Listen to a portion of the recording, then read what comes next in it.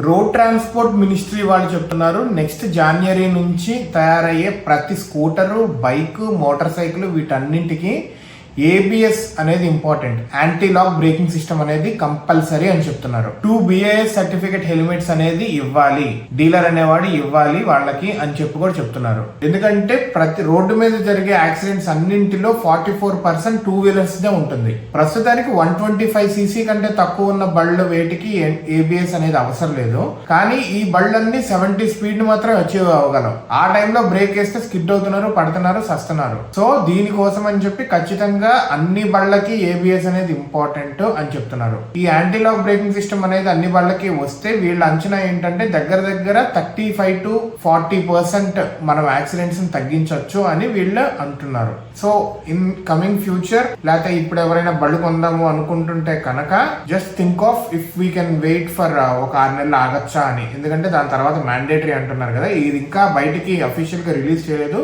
Few weeks లో release చేస్తారంటున్నారు. బండి ఎవరైనా కొందాం అనుకుంటున్నా కానీ ఒకసారి ఆలోచించండి.